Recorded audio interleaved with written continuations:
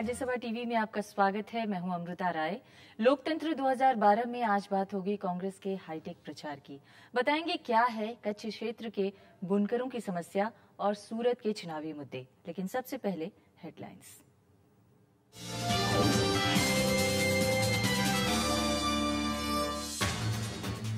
गुजरात में हाईटेक हुआ चुनाव प्रचार। बीजेपी के 3D के बाद अब कांग्रेस मोबाइल के जरिए पहुंचाएगी अपना संदेश। बीजेपी के प्रचार अभियान में भी आई तेजी। पार्टी अध्यक्ष समेत कई राज्यों के मुख्यमंत्री भी उतरे चुनाव मैदान में। सूरत में अंतर्राष्ट्रीय हवाई अड्डे की मांग ने पकड़ी जोर। कपड़ा और हीरा कारोबारियों की दिक्कतें बनी अहम चुनावी मुद्दे। और कच्छ के बुनकरों ने की बेहतरीन सुविधाओं की मांग। कहा निफ्ट और NID से मिले गांव के कारीगरों को ट्रेनिंग।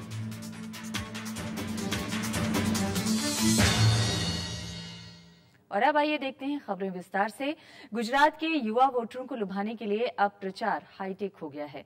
बीजेपी ने पहले 3D के जरिए प्रचार अभियान चलाया तो कांग्रेस ने मोबाइल पर नया एप्लीकेशन शुरू करके पार्टी का एजेंडा लोगों तक पहुंचाने का फैसला किया है।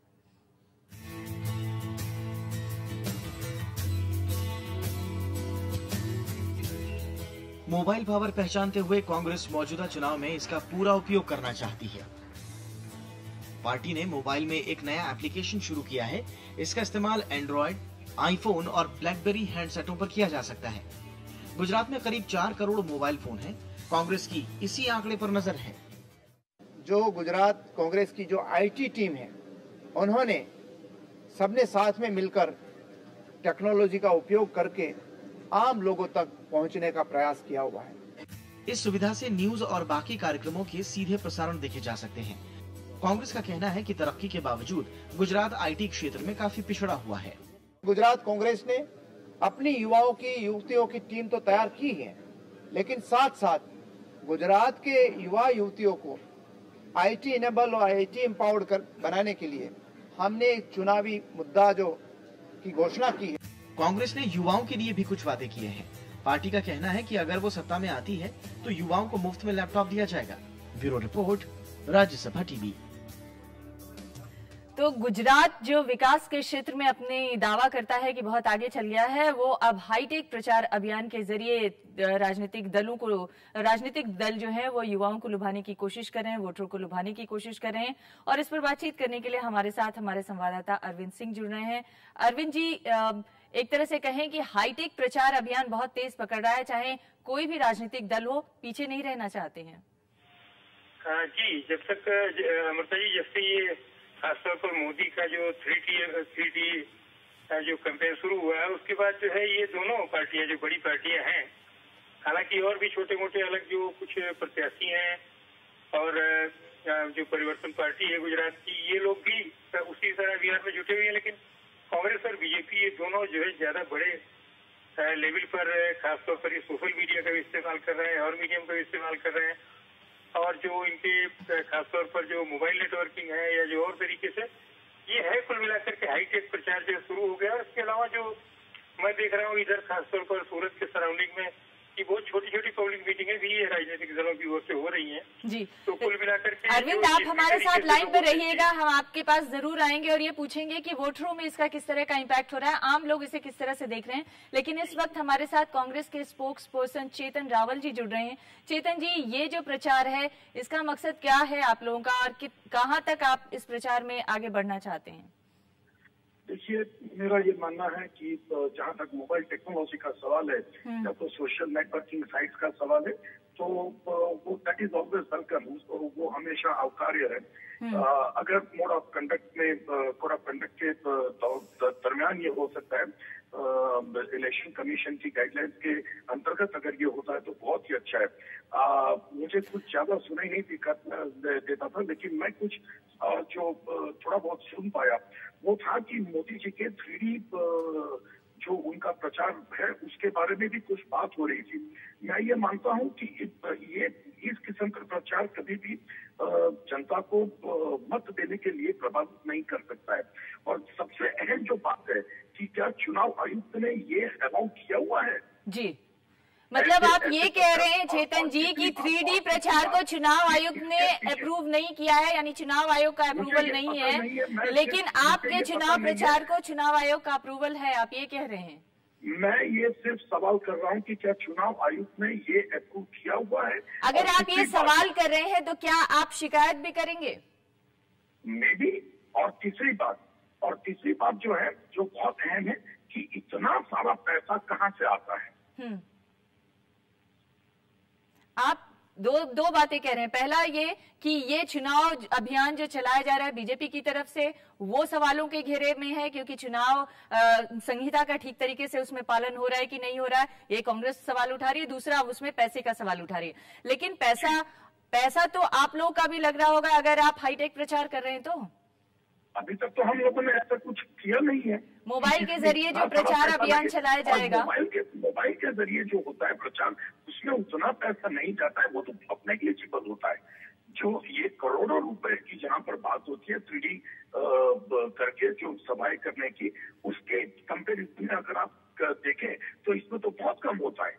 जी, तो ये भी तो हो सकता है ना कि प्रचार के अभियान में आप पिछड़ गए? नहीं, बिल्कुल नहीं। हम कतई ऐसा नहीं मानते, और हमारी ये बात भी नहीं है। जी, तो आपको क्या उम्मीद है कि इस प्रचार अभियान के जरिए आप कहां तक मतदाताओं को लुभा पाएंगे, या कहां तक मतदाताओं के जहन में अपनी बात पहुंचा पाएंगे? देखिए, टेलीकम्युनिकेशन में अगर रिवॉल्यूशन किसी ने भी किया था तो वे थे राजीव गांधी जी, स्वर्गस्थ राजीव गांधी जी, जो भारत के प्रधानमंत्री थे उस समय। उन्होंने ये टेलीकम्युनिकेशन की टेक्नोलॉजी का रेवोल्यूशन वे लाए थे। जब कंप्यूटर्स भी लाए थे तो यही भाजपा ने कंप्यूटर का बहुत विरोध किया था, जो आप और हम सबके सामने है। आज वही सब ये टेक्नोलॉजी का इस्तेमाल करने पर उतर आए हैं। ये हम तो मतलब जहाँ तक टेक्नोलॉजी का सवाल है तो हम उसका अवकार करते हैं। चेतन जी, जाते जाते ये सवाल जरूर आपसे दोबारा फिर से पूछ रही हूँ कि क्या कांग्रेस इस बात का विरोध करेगी और क्या शिकायत दर्ज कराएगी चुनाव आयोग में? जो सवाल आप उठा रहे हैं कि गुजरात में बीजेपी जो 3D हाईटेक प्रचार कर रही है वो चुनाव आयोग के संविधान के दायरे में नहीं है, और दूसरा पैसा उस पर ज्यादा खर्चा हो रहा है, क्या इसकी शिकायत आप लोग करने जा रहे हैं? बहुत संक्षेप में जवाब दीजिएगा। हमारा लीगल सेल शायद चुनाव आयोग से ये बात कर भी सकता है। जी, धन्यवाद हमसे बातचीत करने के लिए चेतन जी। हमारे साथ हमारे संवाददाता अरविंद भी हमारे साथ बने हुए हैं। अरविंद, आपने चेतन जी की बात सुनी, लेकिन क्या आपको लगता है कि ये जो कांग्रेस एक तरह से अब तेजी ला रही है अपने प्रचार अभियान में, वो और जो बातें वो कह रही है कि हम चुनाव आयोग से जाके शिकायत करेंगे, इसका असर मतदाताओं के मन तक पहुंच रहा है? देखिए इनका जी, जो अभी तक जहाँ तक मतदाताओं के मन की बात है, तो अभी तो दोनों ये मतदाता जो है यहाँ भी वो भी पार्टी लाइन पे बने हुए हैं। आप जानते हैं कि मोदी इतने समय से यहाँ मुख्यमंत्री हैं और बीजेपी का भी संगठन यहाँ बहुत मजबूत संगठन है।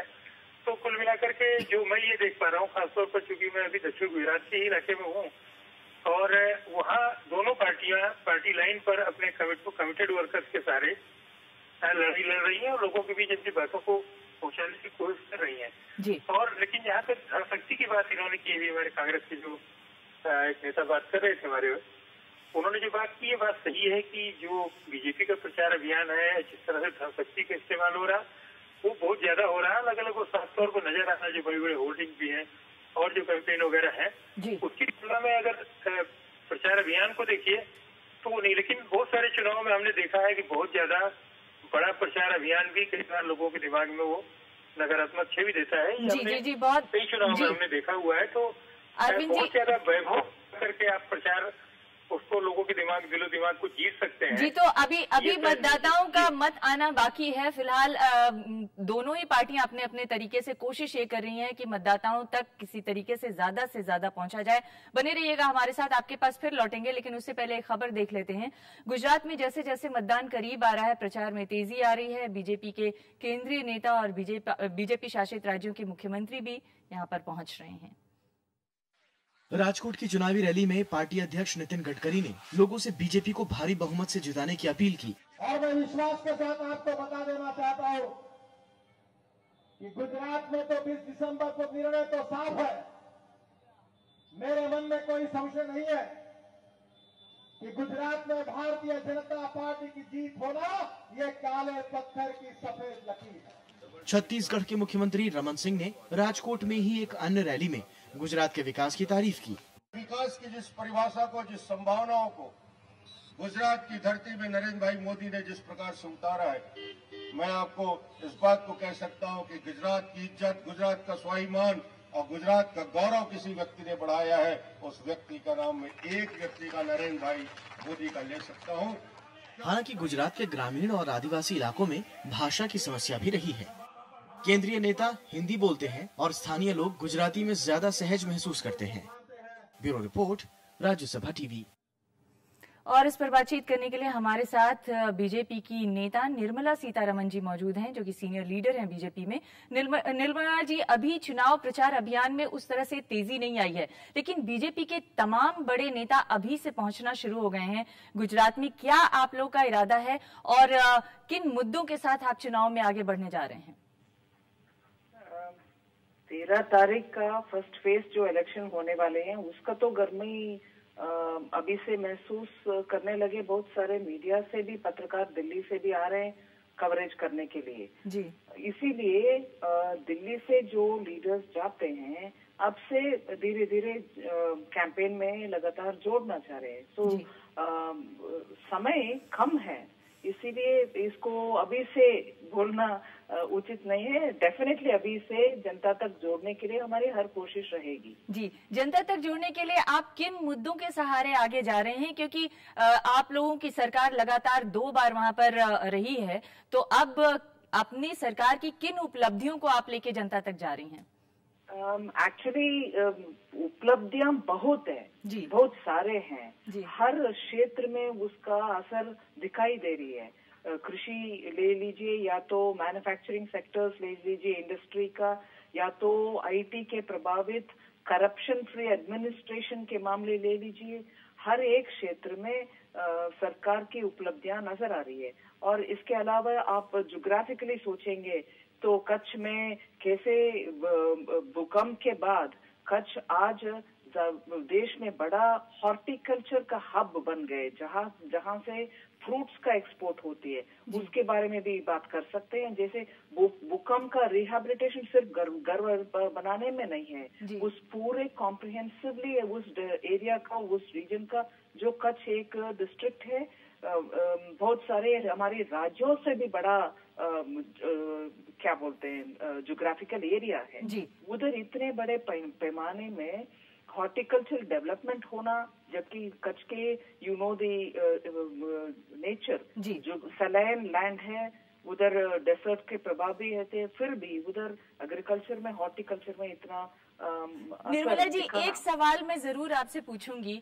आप लोगों की सरकार 2 टर्म वहां पे रही है, अच्छा काम किया है, आपका ये मानना है, और आपके मुख्यमंत्री जनता तक पहुंचने के लिए पिछले 1 साल से अभियान चला रहे हैं, जगह जगह जा रहे हैं। उसके बावजूद उन्हें लोगों तक पहुंचने के लिए चुनाव के दौरान 3D प्रचार क्यों करना पड़ रहा है, जिसका विपक्ष एक तरह से विरोध कर रहा है कि इसमें बहुत ज्यादा पैसे खर्च हो रहे हैं, या फिर सवाल चुनाव की जो संविधान संहिता है उसके उल्लंघन के भी उठाए जा रहे हैं? इसमें 2 मुद्दे आप उठा रहे हैं प्रमुखता। एक है कि पिछले 1 साल से मुख्यमंत्री जी पूरे गुजरात में अभियान चला रहे हैं जी। पूरे गुजरात में उनके सरकार अभियान के रूप में गवर्नेंस को जनता तक पहुंचने के लिए सिर्फ 2012 में नहीं, इससे पहले भी अभियान चलाते रहे। जैसे कृषि के लिए, जैसे इंडस्ट्री के लिए, जैसे गरीब मेला, जैसे एजुकेशन के लिए, ऐसे और ट्राइबल एरियाज में अभियान चलाना और उसके द्वारा सरकार जनता तक पहुंचना एक मेथडोलॉजी है गवर्नेंस की। इसीलिए इस साल 2012 में आप अगर चुनाव की दृष्टि में उसको देख रहे हैं, चुनाव की दृष्टि में भी देख सकते हैं, मगर गवर्नेंस के दृष्टि में ज्यादातर देखना चाहिए, क्योंकि पिछले 2009 से 7 से लेकर के ये सरकार गुजरात में उसी रूट में जाकर के जनता तक पहुंच रही है। तो सिर्फ इलेक्शन के मुद्दे के नजरिया रखते हुए नहीं किए, वैसे गवर्नेंस की पद्धति वैसे ही है उधर, वो एक चीज है। दूसरा, टेक्नोलॉजी को उपयोग करना सिर्फ ये 3D के मामले में नहीं है। फेसबुक के द्वारा, SMS के द्वारा और ट्विटर के द्वारा और वेबसाइट के द्वारा बहुत सारे इंफॉर्मेशन शेयरिंग होती है गुजरात में जी। सो इस 3D का सिर्फ इसीलिए कि कांग्रेस कुछ मुद्दे उनको मिल नहीं रहे, इसीलिए कुछ न कुछ उठाने के लिए वो कुपोषण के एडवर्टाइजमेंट के बारे में आपको मालूम है? जी जी जी मालूम। हालांकि प्रचार के आपके भी तरीके पर कई सवाल विपक्ष की तरफ से उठाए जा रहे हैं, आपके भी सवाल जायज हो सकते हैं, लेकिन फिलहाल बिल्कुल हम जवाब भी दे रहे हैं उसका। जी बिल्कुल, लेकिन हमारे पास डेवलपमेंट के एजेंडा में आप जितने भी ऑपोजिशन पार्टीज मुद्दे उठा सकते हैं उसका हम जवाब भी दे सकते हैं, मगर जब डेवलपमेंट और गवर्नेंस इश्यूज के मुद्दे नहीं मिल रहे उनको क्रिटिसाइज करने के लिए, आप प्रचार माध्यम के रास्ते से कुछ ना कुछ उठाना उनका बौखलाहट दिखा रही है। जी जरूर आपसे आगे भी बातचीत होगी और हमारे लिए अभी फिलहाल समय निकालने के लिए आपका बहुत बहुत धन्यवाद। वक्त हुआ एक ब्रेक का, ब्रेक के बाद जल्द हाजिर होंगे और कुछ दूसरी खबरों के साथ। बने रहिएगा हमारे साथ। निर्मला जी आपका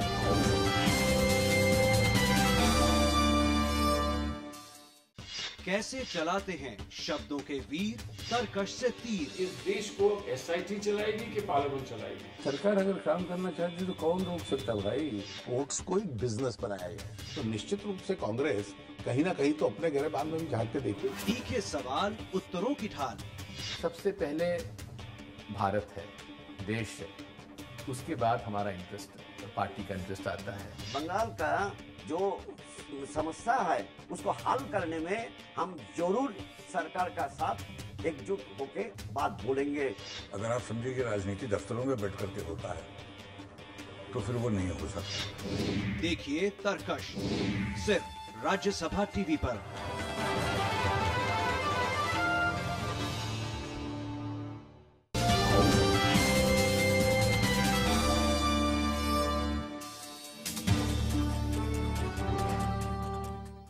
गुजरात का सूरत शहर ऐतिहासिक महत्व के साथ साथ उद्योग धंधों के लिए भी जाना जाता है।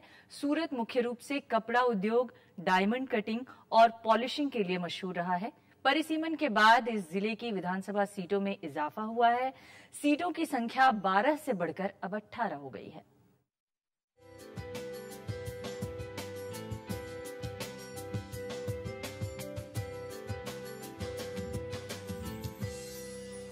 गुजरात के दक्षिणी छोर पर खंबात की खाड़ी के किनारे बसा सूरत जनसंख्या के लिहाज से राज्य का दूसरा सबसे बड़ा जिला है। तापी नदी शहर के बीच से गुजरती है। करीब 7,500 वर्ग किलोमीटर में फैले सूरत जिले की आबादी 50 लाख के करीब है। मतदाताओं की संख्या 34 लाख से ज्यादा है, जिनमें पुरुष मतदाताओं की तादाद 19 लाख और महिला मतदाताओं की तादाद 15 लाख से ज्यादा है। जिले में साक्षरता की दर लगभग 75% है। कुल आबादी के 60% लोग शहर में और 40% लोग गांव में रहते हैं। 2007 में सूरत में 12 विधानसभा सीटों पर चुनाव लड़ा गया। परिसीमन के बाद 6 विधानसभा क्षेत्र अस्तित्व में आए और सीटों की संख्या बढ़कर 18 हो गई। इस जिले में ओपलाड, मंगरोल, मांडवी, कामरेज, सूरत पूरब, सूरत पश्चिम, सूरत उत्तर, वरच्चा रोड, करंज, लिम्बियात, उधना, मजूरा, कतरगांव, चौरासी, बारदोली, महुआ, व्यारा और निजार सीटें हैं। इनमें मंगरोल, मांडवी, महुआ, व्यारा और निजार अनुसूचित जनजाति के लिए आरक्षित हैं, जबकि बारदोली अनुसूचित जाति के लिए आरक्षित है। परिसीमन के बाद करंज, कतरगाम, लिम्बियात, मंजूरा, मांडवी, उधना और वरच्चा रोड नई सीटें बनी है। बारदोली पहले अनुसूचित जनजाति के लिए आरक्षित थी। परिसीमन के बाद अनुसूचित जाति के लिए आरक्षित कर दी गई। अनुसूचित जनजाति के लिए आरक्षित सीट कामरेज अब सामान्य सीट बन गई। अनुसूचित जनजाति के लिए आरक्षित सीट सोगंद को खत्म कर दिया गया है। 2007 विधानसभा चुनाव में सूरत की सभी सीटों पर मुख्य मुकाबला बीजेपी और कांग्रेस के बीच था। पिछले चुनाव में बीजेपी ने 12 में से 7 सीटों पर जीत हासिल की थी, जबकि कांग्रेस की झोली में 5 सीटें आई थी। बीजेपी को कुल मतों का 56.7%, कांग्रेस को 36.5%, बीएसपी को 0.9% और निर्दलीय को 3.4% वोट मिले थे। माना जा रहा है कि इस चुनाव में भी स्थानीय मुद्दे जोर शोर से उठेंगे। बुनियादी सुविधाओं की कमी और कानून व्यवस्था प्रमुख मुद्दा बन रहा है। Bureau report, Rajya Sabha TV. दुनिया भर में औद्योगिक केंद्र के रूप में मशहूर सूरत में यातायात की समस्या से लेकर बिजली की कमी तक चुनावी मुद्दा बना हुआ है। यहाँ के लोग अपनी समस्याओं को इस चुनाव में जोरदार तरीके से उठा भी रहे हैं।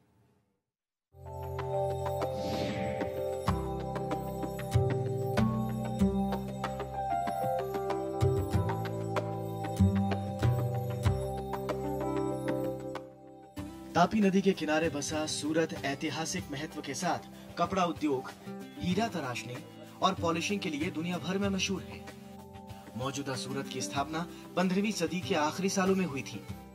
यहाँ के उद्योग धंधे हमेशा से प्रवासी मजदूरों को आकर्षित करते रहे हैं, लेकिन यहाँ के उद्योग जगत की कुछ समस्याएं भी हैं, जो इस चुनाव में मुद्दा बन रहा है। यहाँ लोग कपड़ा उद्योग के बुनियादी ढांचे को और मजबूत करने और सूरत को अंतर्राष्ट्रीय हवाई मार्ग से जोड़ने की मांग उठा रहे हैं, ताकि यहाँ कारोबारियों की अंतर्राष्ट्रीय बाजार तक सीधे पहुंच मुमकिन हो सके। तो हमारे लेबर्स को यहाँ पे वो वेलफेयर स्कीम हो लेबर के लिए, ताकि वो यहाँ पे टिके, उनकी ट्रेनिंग हो, कम्युनिकेशन हो, ताकि हम इंटरनेशनल, क्योंकि डोमेस्टिक मार्केट की एक लिमिटेशन है, मार्जिन कॉस्ट काफी कंपटीशन होता है, जिस हिसाब से कॉस्टिंग बढ़ रही है, तो हमें एक्सपोर्ट की तरफ जाना पड़ेगा। जो हमारा एक्सेस प्रोडक्शन है वो हमें एक्सपोर्ट को, हमें हमारे फैब्रिक को एक्सपोर्ट करना होगा। उसके लिए हमारे पास में सबसे इम्पोर्टेंट है कि हमारे पास में एयर कनेक्टिविटी हो, अच्छे होटल्स हो। गुजरात के दूसरे बड़े शहर सूरत की आबादी 45 लाख से ज्यादा है, जिसका असर यहाँ की यातायात व्यवस्था पर साफ नजर आता है। लोगों को आए दिन आवाजाही में परेशानियों का सामना करना पड़ता है। यहाँ के लोग इस बार यातायात सुविधाओं को बेहतर बनाने की मांग भी उठा रहे हैं। ट्रैफिक की समस्या तो बहुत बड़ी और हमारे अधिकारियों ने भी बहुत सारी कोशिशें की है ट्रैफिक को हल करने के लिए। इसीलिए ट्रैफिक ब्रिगेड के बहुत सारे जवान भी बढ़े हैं और वो जवान काम भी करते हैं, लेकिन कुछ पब्लिक का भी सपोर्ट होना चाहिए। अभी सूरत का बहुत अच्छा है, पहले कहते हैं फास्ट है और पहले बहुत कम बस्ती थी, अभी ज्यादा बस्ती हो गए, वाहन भी ज्यादा बढ़ गए। इसके अलावा विकास, पेयजल, ग्रामीण इलाकों में सिंचाई के पानी की कमी, बिजली की कमी, सूरत शहर के लिए डंपिंग ग्राउंड और कानून व्यवस्था बड़ा चुनावी मुद्दा है। इसके साथ ही लोग बढ़ती महंगाई का मुद्दा भी उठा रहे हैं। तो क्या सब महंगाई है, सब महंगा है, घर भाड़ा महंगा है, रहने का जाना आना पेट्रोल सब महंगा है ना। सूरत में 13 दिसंबर को मतदान होना है। ऐसे में सभी राजनीतिक पार्टियों ने प्रचार अभियान तेज कर दिया है। विपक्षी पार्टियां भी इन आम लोगों की समस्याओं को जोर शोर से उठा रही हैं। Bureau report, Rajya Sabha TV. तो लोकतंत्र 2012 में फिलहाल आज के लिए इतना ही। हमें दीजिए इजाजत, आपको छोड़ जाते हैं कच्छ के बुजोली गांव के बुनकरों के साथ हमारे खास कार्यक्रम चौपाल के साथ।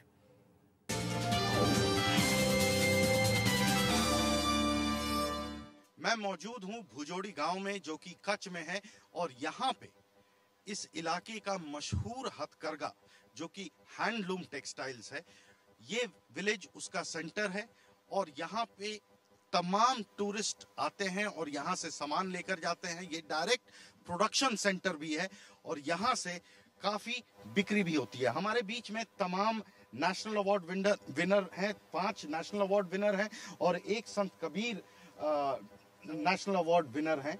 आइए हम लोग सबसे पहले चर्चा शुरू करेंगे इस मुद्दे को लेकर के, भुजोड़ी गांव से जुड़े हुए और हैंडलूम टेक्सटाइल से जुड़े हुए मुद्दों से। सबसे पहले आपसे जानना चाहूंगा मैं कि आपकी अभी तक फिलहाल जो समस्याएं हैं, अगर हैं तो क्या है? ये हमारा काम चल रहा है वनाट का। ये वनाट का काम पहले से नहीं पर युगों से, इनकी कोई सदी नहीं बोल सकते और युग भी अर्वाचीन काल से ये हमारी प्रणाली का चल रही है। आज तक स्थायी है और चिर स्थायी है। आप इन मुद्दों को अच्छी तरह से जानते हैं। आप नेशनल बोर्ड के भी सदस्य रहे हैं, फॉर्मर सदस्य, जो क्राफ्ट्स बोर्ड है। हमारा जो भुजोड़ी गांव है वो हमारे टोटल यहाँ 19 राष्ट्रीय पुरस्कार मिला है और एक शिल्प गुरु है सबसे बड़ा, ये मिला है। एक सबसे बड़ा संत कबीर अवार्ड मिला है। तो हमारे बुनाई में हम लोगों को जीआई मिल गया है। जीआई मीन्स जॉर्जिबेक इंडिकेशन, भौगोलिक संस्थान बोलते हैं हिंदी में।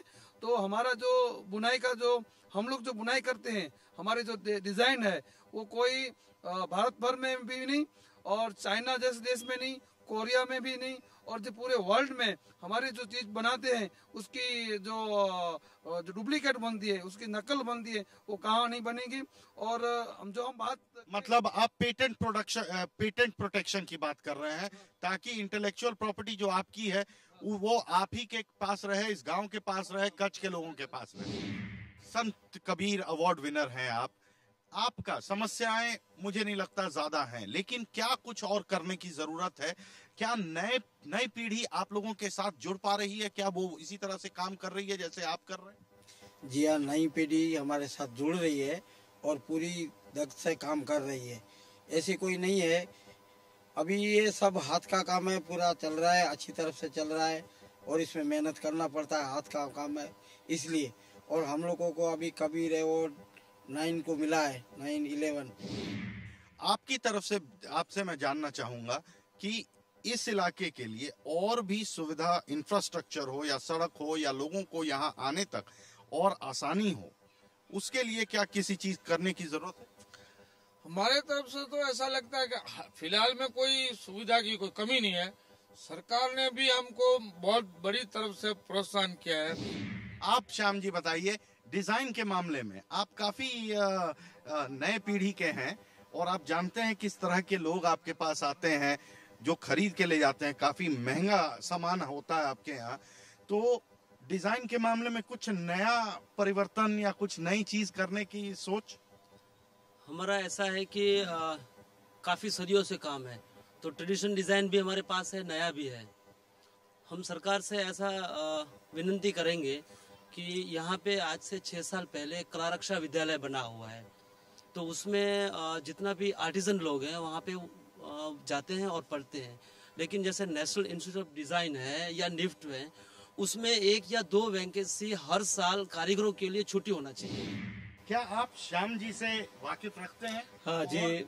जो ये बात कह रहे हैं उस मुद्दे पे आगे काम बढ़े, इसके लिए आप किन किन से संपर्क करना चाहेंगे? जो भाई ने बताया अभी निफ्ट है या एनआईडी है, उसमें जो भाई ने बोला वो अच्छी सही बात है। हमारा जो लड़का भी पढ़ रहा है उसी को तो तकलीफ नहीं है, जो भी नहीं अनपढ़ जो लोग हैं उसको एनआईडी में या निफ्ट में जो एडमिशन मिले, तो भाई ने बताया इसी हमारा जो वीविंग का काम है और ऑल हैंडीक्राफ्ट्स का काम है वो आगे बढ़े और इससे नई नई डिजाइन, नए नए वर्क, नए नए कलर्स जो हैं, अभी हाल की जो वर्तमान जो युग है, इस युग में अभी क्या चाहिए और आगे 10 साल के लिए क्या बुनाई करनी है, क्या डिजाइन आएगी, क्या कलर आएगा, तो इसमें हमको नया आइडिया मिलेगा, नया कलर मिलेगा और नए मार्केट मिलेगी। आपसे, आप भी नेशनल अवार्ड विनर हैं, आपके भाई भी, आप तीनों जितने भाई हैं आप लोग सब मुझे लगता है नेशनल अवार्ड विनर हैं, ज्यादातर भाई आप नेशनल अवार्ड विनर हैं। इस गांव में कितने कलाकार हैं, कितने ऐसे क्राफ्ट्समैन हैं जो मौजूद हैं और ये संख्या बढ़ती हुई नजर आ रही है, संगठित होती हुई नजर आ रही है? क्या कुछ आगे कार्यक्रम बढ़ पा रहा है? अभी जैसे दिन प्रतिदिन मजदूरी ये बुनाई के काम में थोड़ा कारीगर को कम मिल रही है, उसकी वजह से कुछ जो नए मजदूर हैं वो इंडस्ट्रीज की ओर जा रहे हैं, वो एक समस्या है यहाँ। इस काम को कैसे हम टिकाएं, नई पीढ़ी इस काम में कैसे ज्यादा से ज्यादा बुनकर इसमें जुड़ें, वो यहाँ का मेन प्रॉब्लम है। और एक समस्या की बात करें हम, तो हम जैसे काफी सालों से दिल्ली और आउट ऑफ कंट्री एग्जीबिशन करते हैं, तो उसमें पहले हमारे नेशनल अवार्ड विनर को फ्री ऑफ स्टॉल मिलता था पूरे इंडिया के क्राफ्ट बाजार में, जो कुछ सालों से सरकार ने बंद कर दिया है। बाकी बात कच्छ की में हम करें तो टूरिज्म में भी काफी डेवलपमेंट का चाहिए।